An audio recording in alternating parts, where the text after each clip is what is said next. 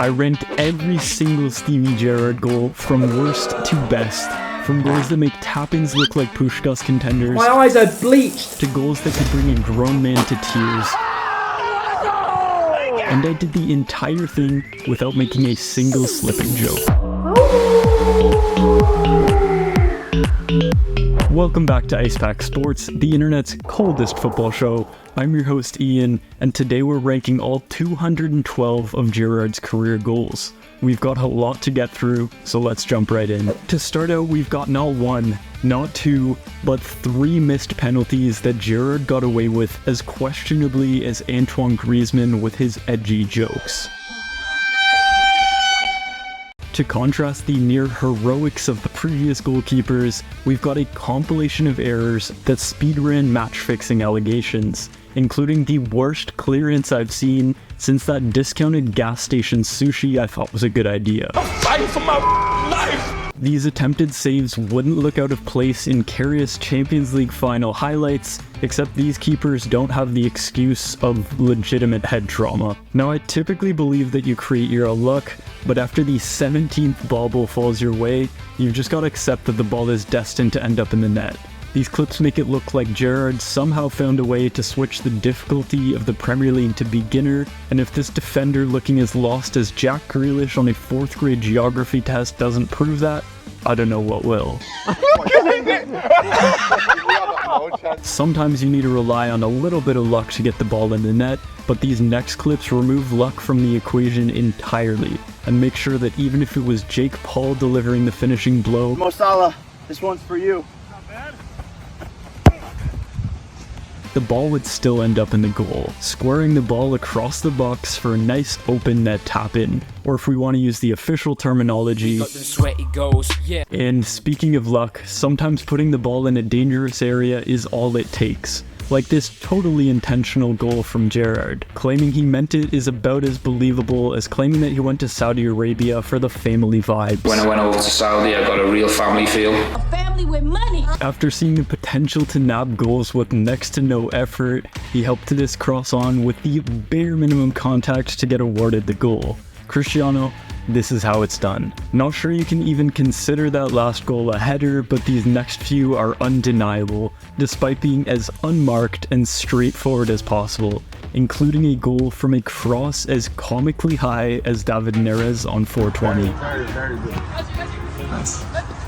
To save you the pain of having to watch 46 penalties and me the effort of having to come up with things to say about all of them, let's fly right through it with a quick penalty party.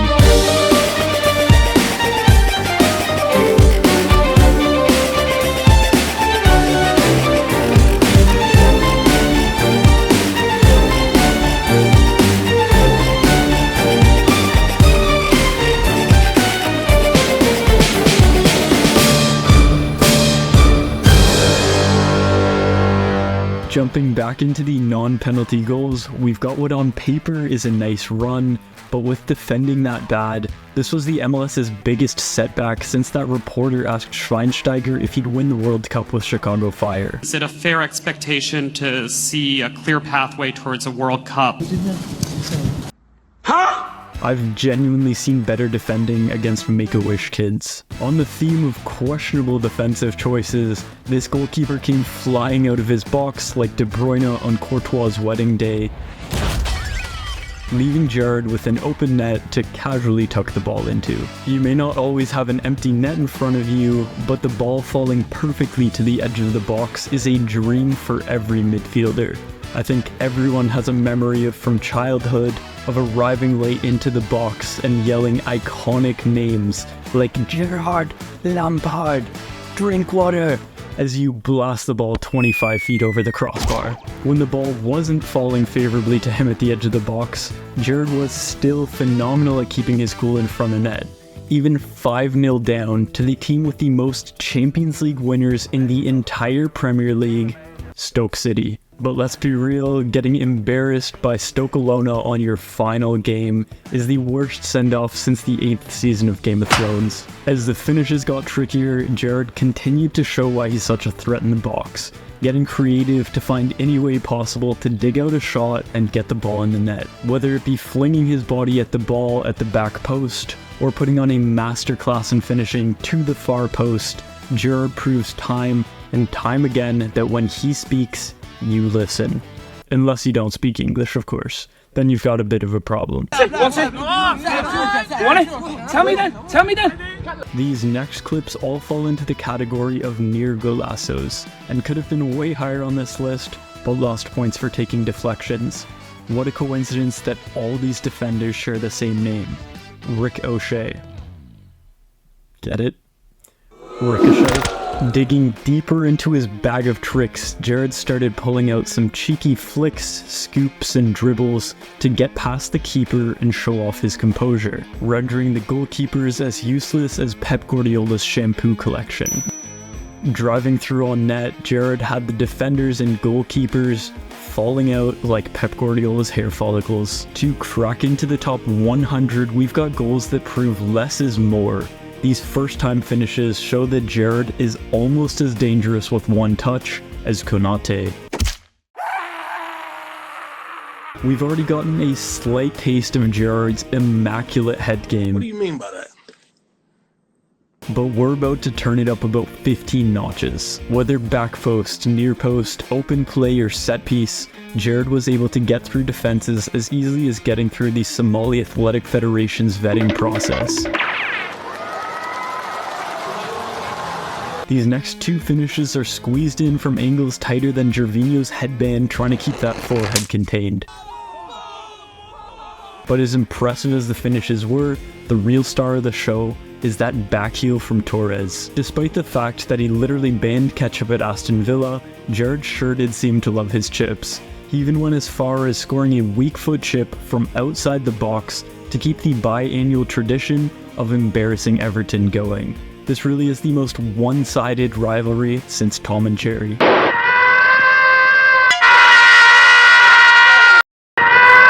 Seeing the blue jerseys, Gerrard was frothing at the mouth to have another shot at Everton, dropping the defender and finessing into the side netting before realizing it was Birmingham. By this point, he's getting more and more confident with his finishing, casually floating the ball into the top netting. No tricks or deceptions, just great placement. On the contrary, I thought I was seeing things with these next two. After scoring the first for England, he decided to create an exact replica with Liverpool. Here they are holding the trophies for their incredible achievements of making 82nd and 81st on this list. But the headers don't stop there. He continued to show off his immaculate head game. Today I feel gay. With two beautifully looped headers, in addition to doing his best Ralph impression to finish off the third. I'm a Brit! As great as solo goals are, you can't win anything with just one player. Gerrard used his teammates as rebounding boards as he pinballed his way into the box, using everything from his head to his toes. Long shots and dribble runs are fun, but there's something so satisfying about watching teams get absolutely dismantled by simple 1-2 passing. There's no I in Gerrard after all, and if you doubt that theory, there's 3 in Ibrahimovic, so take that what you will. There's only one Zlatan. Aside from his ego, Ibra was known for scoring ridiculous goals, and Gerrard is one of the few players that can match him in that department. He even made sure to get Chelsea back for the most embarrassing moment of his career. Getting mugged off by their mascot. Or are you thinking? Next up is Gerrard's first senior goal for Liverpool, and with that being his first goal, Liverpool fans knew they had something special on their hands. Almost 20 years later, and he was still carving through defenses, just instead of doing it in England, he was doing it in New England, topping it off with a run and finish, leaving the keeper as frozen as my computer trying to navigate my very legal streams. If you thought those two headers earlier were similar, it gets even weirder. Not only do we have two indirect free kicks that were almost the exact same, but we have two direct free kicks that are just about interchangeable, even being against the exact same team. Ironic it was against Man U, because there was absolutely nothing united about those walls. Now we're getting into Gerrard's real bread and butter. perfectly struck volleys that he makes look as easy as penalties. Whether on his left or his right, a true volley or a half volley, he is going to cause the keeper problems. And the other thing that I instantly associate with Gerrard are driven strikes that he lasers from anywhere on the pitch into the bottom corners. Anytime he winds up for a strike, he gets the defender sweating like Kate Abdo's husband watching CBS.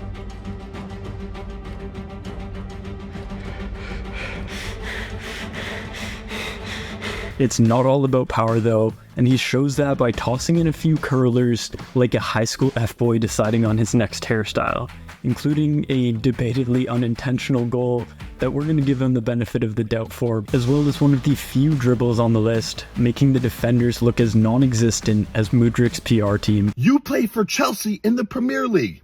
Is this how you want to represent yourself and your team? You've already gotten a little taste of his free kicks, but they're about to level up. He's going to start hitting them in from anywhere on the pitch. He even showed off his ability to go over or under, like even Tony lining up his bets for the next game week. Gambling? Who said anything about gambling? It's not gambling when you know you're going to win. In a sea of long shots and volleys, this one may seem a little bit out of place, but that delicate touch was just so perfectly executed, I had to include it. As we get higher on this list, the goals get further and further back, retreating like Mane's hairline. This man has a sledgehammer of a foot, and it is absolutely ridiculous the accuracy he's able to maintain while kicking as hard as Kurt Zuma at Cats the Musical. These next finishes may not be from as far out, but the technique he uses to connect with volleys is a spectacle and deserves the appreciation only shown by Van Dijk to Matip. What a sight. Beautiful, man.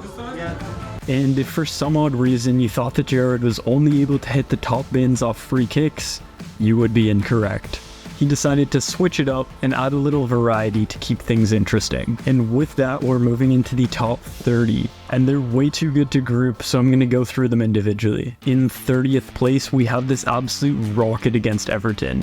With this finish, he was so far out on the right wing, he accidentally joined the English Defence League. And with that haircut, he'll fit right in. In 29th, we've got another cracking finish against Andorra, which just so happens to be even further out on the right wing.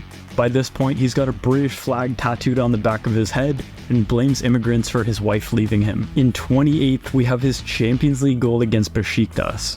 Their logo may be an eagle, but it was Gerrard who came flying in with this ridiculous header from the edge of the box. In 27th, we've got his 5th goal in 2 games against a team called TNS, standing for Total Network Solutions. Now listen, I'm a vocal supporter of farming, but scoring against your neighborhood IT department may be taking it a step too far. But speaking of farming, if you'd like to support your local hardworking farmers and/or this channel, feel free to check out the link in my bio for my exclusive Support Local Farmers merch. In 26th, we've got his top bins finish against Austrian club Grazer. Scoring 2 goals to knock the opposition out of Europe, Gerrard made it clear that the only one who knocks England out of Europe is England. In 25th, we have his picture-perfect volley against Arsenal that shot to the top corner like a racially motivated hate piece on the front page of The Sun. In 24th, we have yet another volley, this time against Macedonia. I don't think I've ever seen a defender get hit this hard by a body feint. This man somehow managed to hit the floor before the ball did. Next up, in 23rd, we have a rocket against Luton that was hit so hard, it had the goalkeeper frozen like your typical American politician trying to prove 95 isn't too old for office. In 22nd, we have another top corner free kick, this time against Aston Villa. To score from that range, he needed as special a connection with the ball as Kai Havertz has with donkeys. In 21st, we have this brilliant move against Blackburn. The quick passing and cheeky Meg to get past the final line was so satisfying to watch, and a nice break from all the long shots. In 20th, we have his banger of a left foot finish against Trinidad. This goal proves that he can swing both ways. Wait, that was worded dangerously for somebody working in Saudi Arabia. It proves that he is brilliantly two-footed. In 19th, we've got West Ham, where the defenders were just waiting and waiting for him to pass off the ball, and he just decided to bang it in. His ability to shoot from anywhere makes him as unpredictable as Fabinho developing a Scouse accent. Du want some chicken lá? In 18th, we've got another cracking long shot against Man U, with the strike continually rising like Klopp trying to make it through a French press conference. Very erotic voice, by the way. Wow. Again, please.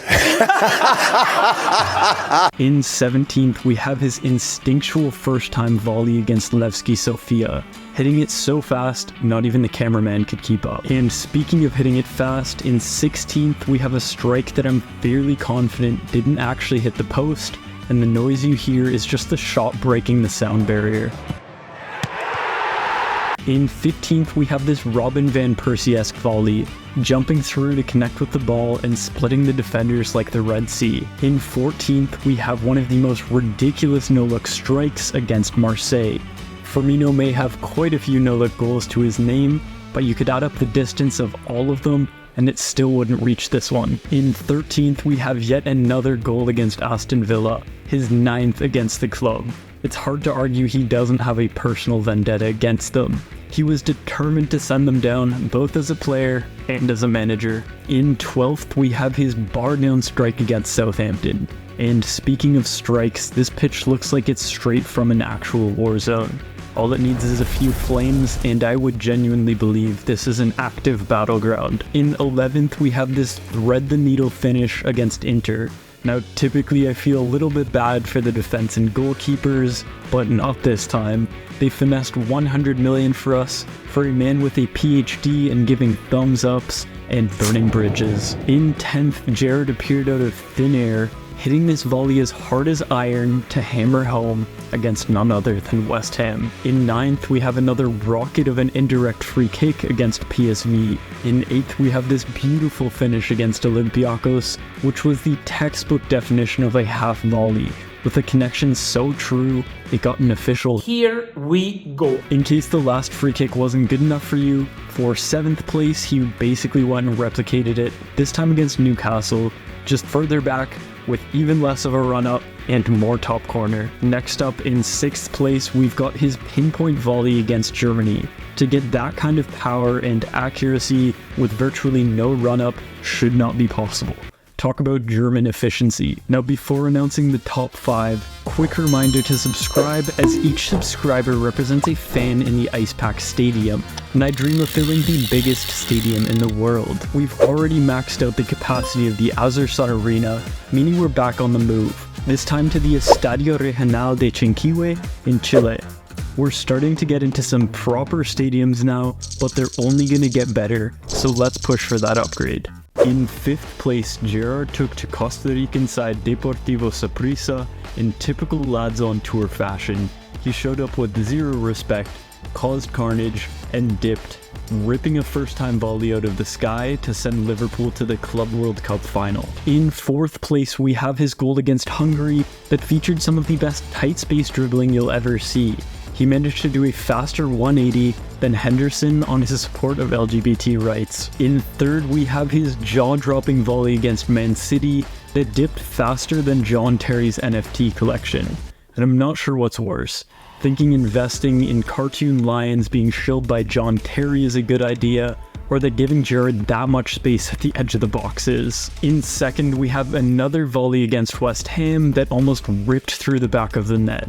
At this point, I think it's safe to say he has a burning hatred for all claret and blues, and to score this in an FA Cup final to equalize 3-3 is just the stuff of dreams. And finally, for the number 1 spot, we have his swerving volley against Middlesbrough. 99% of the time, this shot would result in fans screaming their heads off, "Why would you shoot from there?" But if this list accomplishes anything, it's that you don't question Gerrard when he winds up for a shot. And that wraps up our list. Next up, we're going to be doing the same thing with both Lampard and Scholes, because bringing one up without the others would just be a crime. If you're sick and tired of hearing my terrible takes, check out my last video where you voted on the best Ronaldo and Messi hat tricks. With all that said, thanks for watching and stay icy.